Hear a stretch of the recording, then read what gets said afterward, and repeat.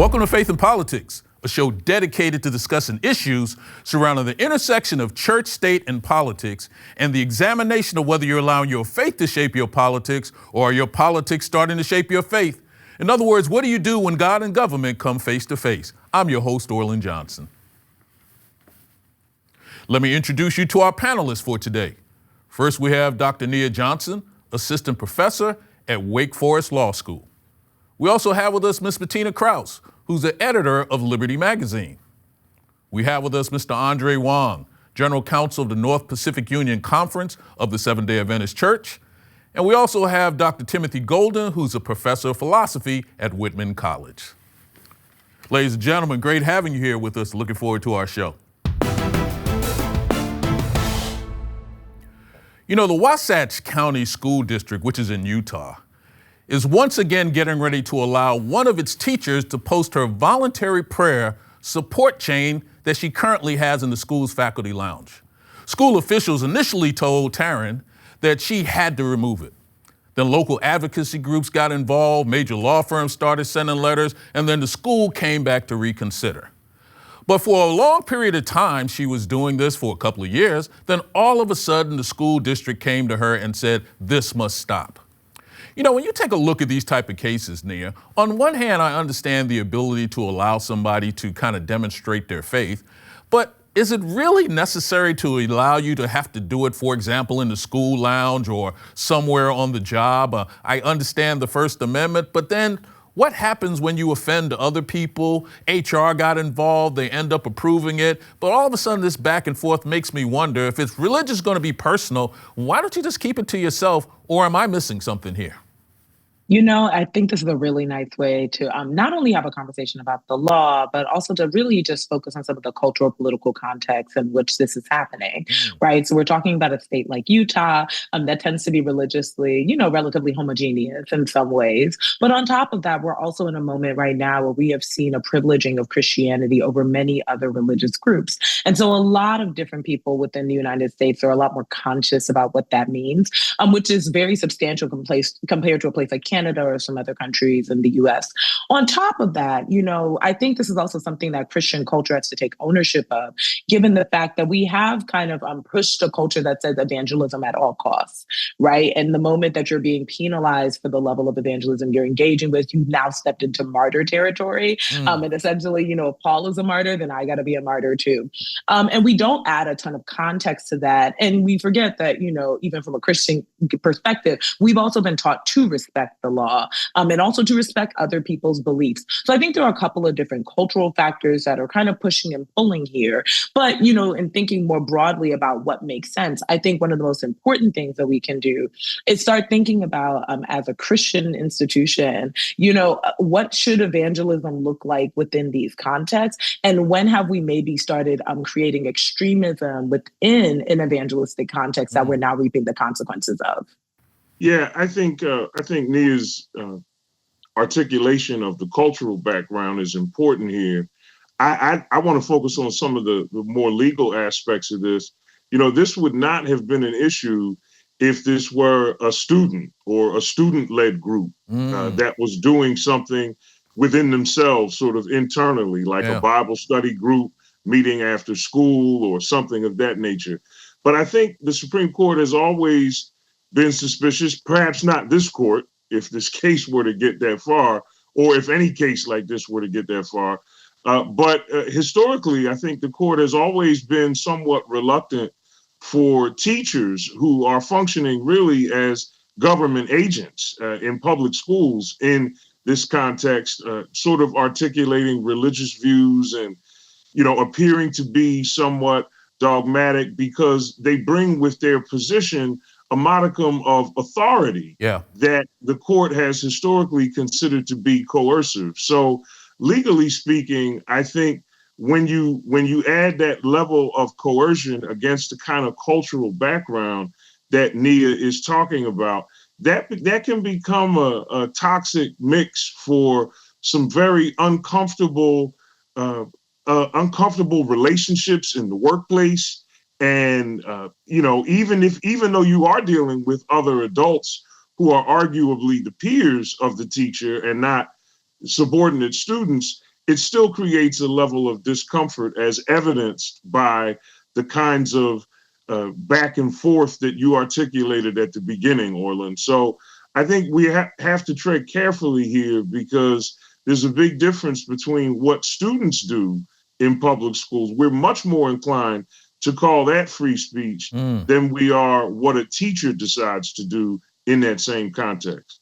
And I agree with you, Tim. I mean, this issue of coercion, this sort of idea that expression in public schools, particularly where you have vulnerable students who, they look up to their teachers, they look up to their authority figures in their lives.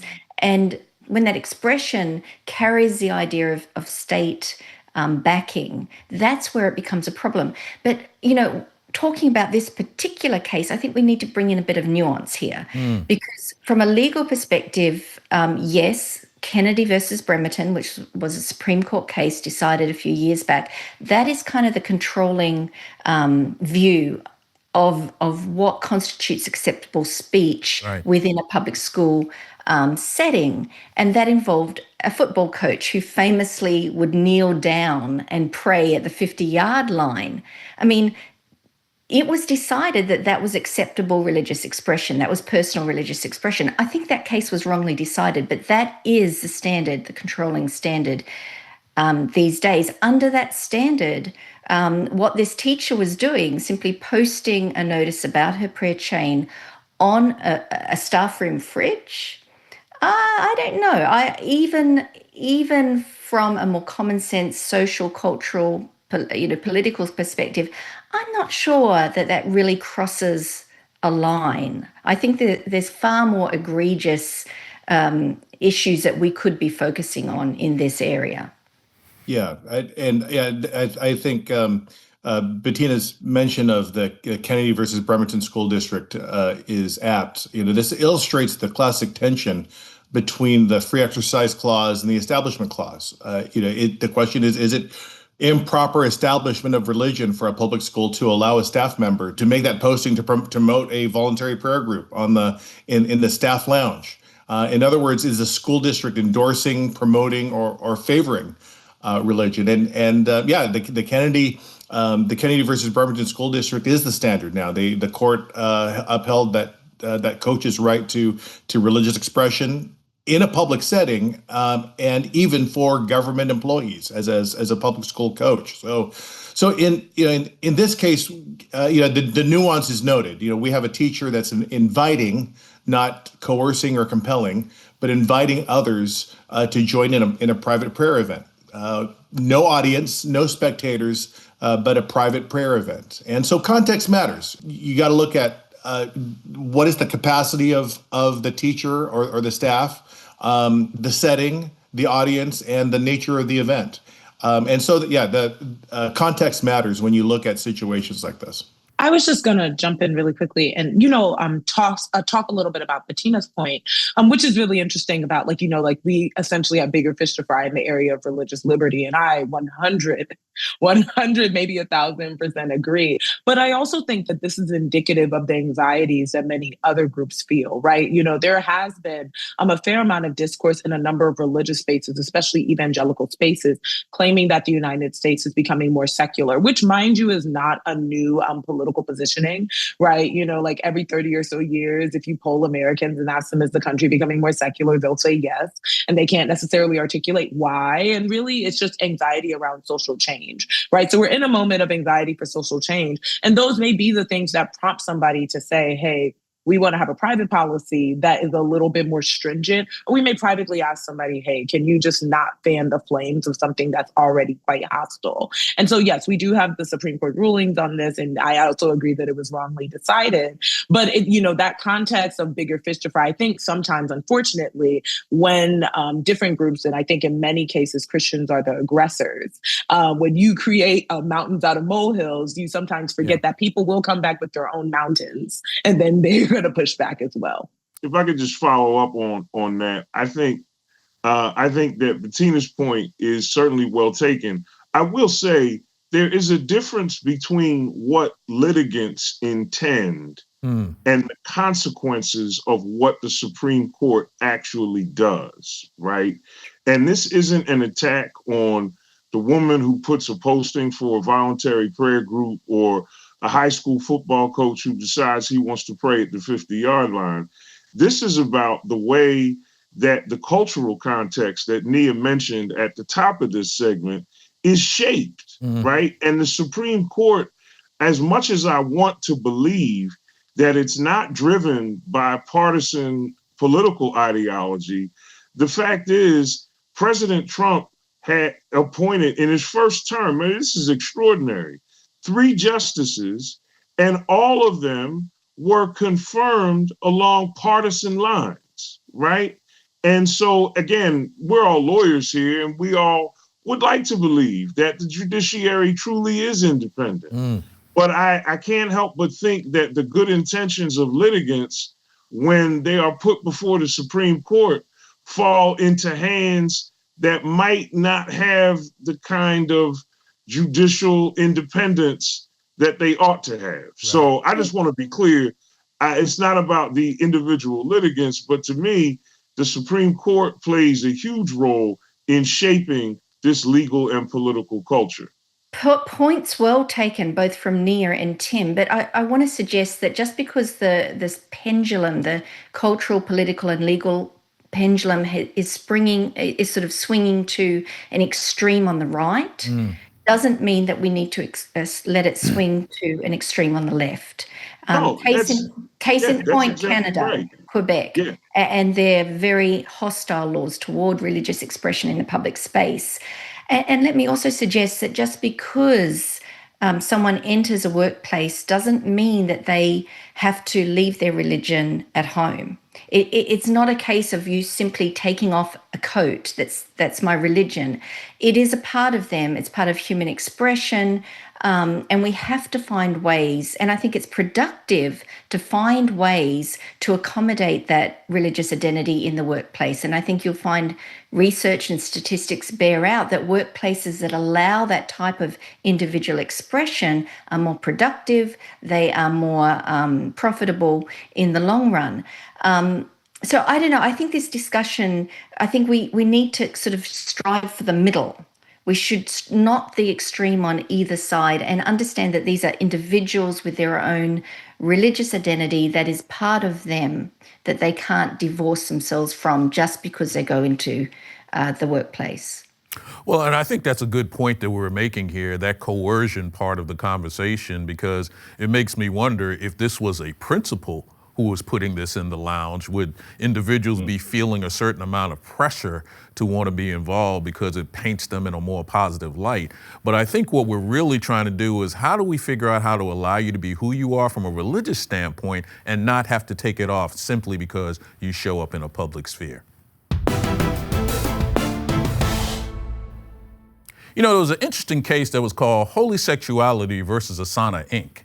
It turns out that Holy Sexuality is a religious nonprofit entity, and they applied for a discount at Asana Inc.'s organization. And Asana sells much tech work, they sell software, they sell a number of things that may be helpful in a business. However, it informed Holy Sexuality that it was not eligible for the nonprofit discount because the organization was religious. And as a result thereof, they were barred from moving forward with that. However, what was a little bit confusing was that they awarded the discounts to certain organizations like the San Francisco AIDS Foundation and other charitable groups that were in the Bay Area. But on behalf of Holy Sexuality, lawyers had to come in, they filed a complaint, they went back and forth, and with the idea that this may be a violation of the Unruh Act.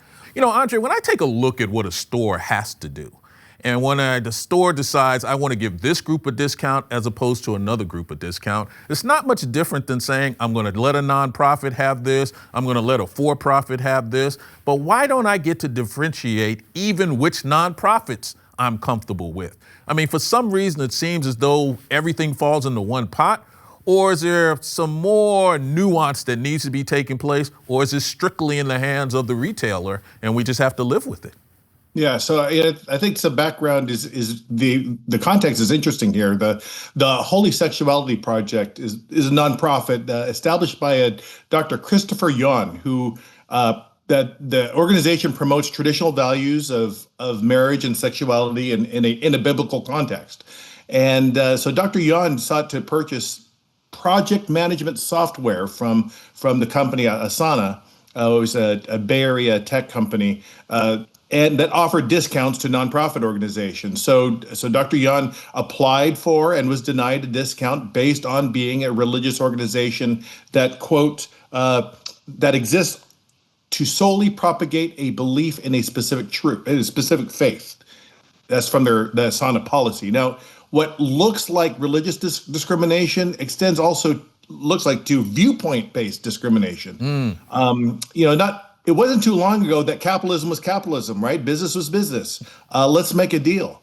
But today we now almost have viewpoint-based capitalism, right? If we don't agree with your politics or your position on social issues or religious issues, whether being the consumer or being the vendor, we won't patronize. We won't patronize your business, or we won't do business with you. Or in this case, we won't sell you our product at a discount. But here's the deal. From my perspective, this is a private company selling a private product. This is not a government agency. So their sandbox, their rules. As a private organization, as a private business, can they discriminate against whoever they want and whatever viewpoint they want? That's the question. Well, that's an interesting perspective. Their sandbox, their rules, but within parameters, I guess. Do we really want a company that is opening up a discount program? Do we want them to be able to discriminate on the basis of gender or race or marital status or any of the other categories in the Unruh Act? Do we want that? Is that something that is going to be conducive to a society that we want to live in? I don't know. I think this is a case where if a company opens up a discount program, they need to not discriminate on the basis of any of those categories. I mean, and then of course you'll have some coming back and saying, well, what about religion? Because there are some private or small businesses, religious businesses that say, well, we don't want to bake the cake for the person who celebrates a same-sex marriage. We don't want to design a website for a same-sex marriage. But there's kind of differences between, I think, something that is speech, something that is religiously expressive, and something like this that we're discussing now, which is simply a product, something that is sold on the open market. I think we have to engage with this case, as with every other case, with nuance. Yeah, I mean, there's so much that can be said here. And I think, the previous commentators have made such good points. And, I think, let's just to start, viewpoint-based capitalism has also always existed. It has largely existed in religious spaces as well, right? When we think, very actively about telemarketers who sell, a religious product, like oil that has been preyed upon. If we talk about tithing-based structures that pay for a pastor's jet, right? This is viewpoint-based capitalism to some extent. Now, I do think from a policy standpoint, and, it'll be challenging from a legal standpoint, is where Asana erred, is that if you're going to extend a discount to nonprofit organizations for your project management software, you should offer it to everyone. But it's also worth noting that the Trump administration has recently said that we are not enforcing nor, examining any instances of gender-based discrimination or racially based discrimination. They have chosen not to enforce it.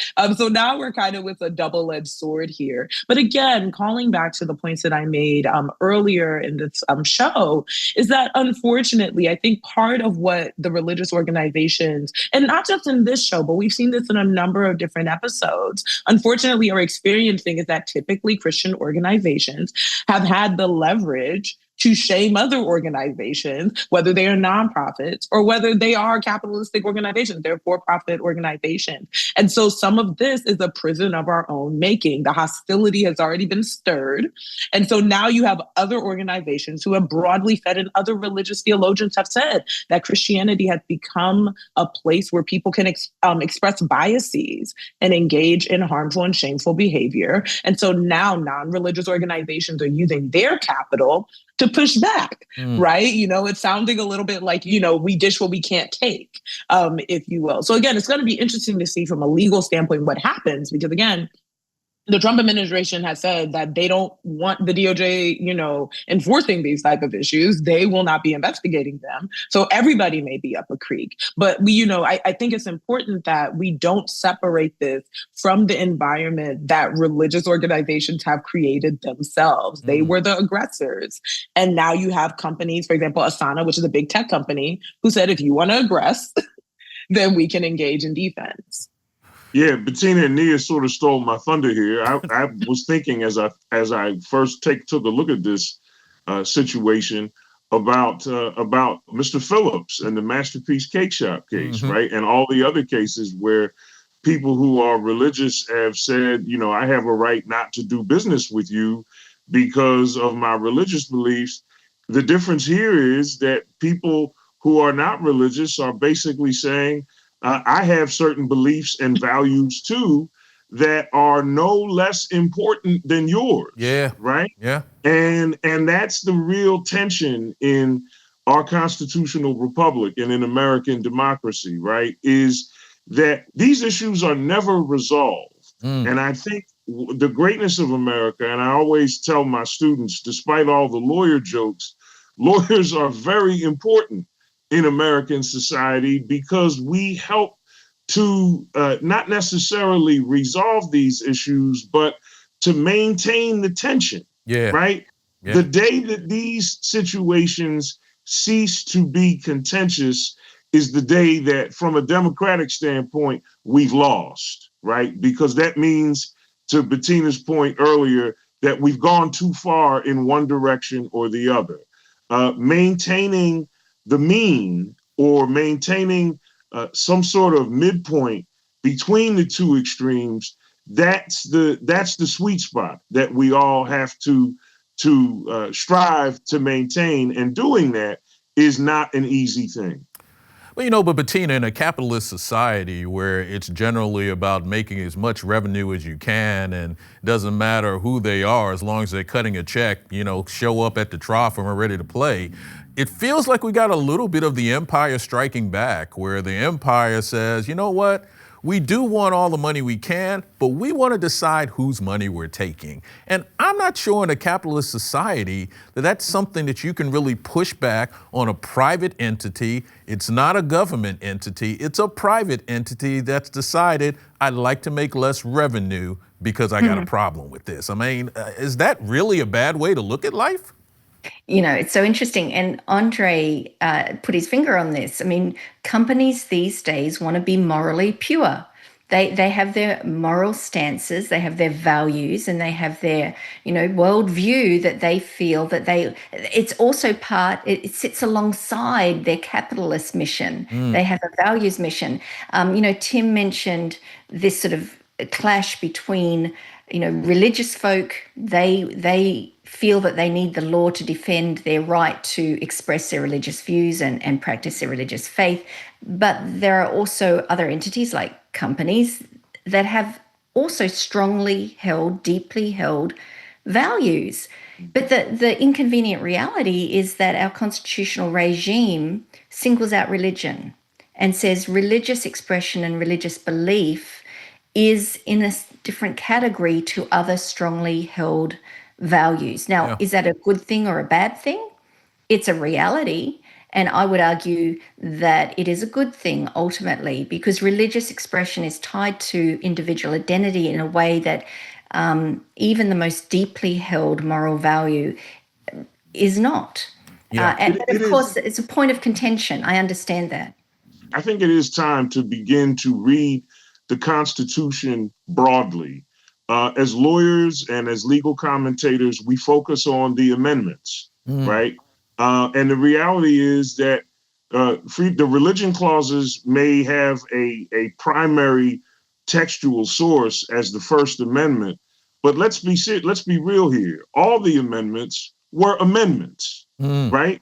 The Bill of Rights. I mean, when you look at the preamble of the Constitution, its first objective is to establish justice, right? So when you read the Constitution more broadly, what you begin to see is, because here's a question I think we all have to ask ourselves: what makes religious values more important than others? Yeah. Right. Yeah. And when you read and you could talk about the First Amendment, but when you look at the Constitution in broad terms, it speaks of establishing justice, ensuring domestic tranquility, and so forth. And when you look at it more broadly, now all of a sudden, things come into sharper focus. So I'm curious.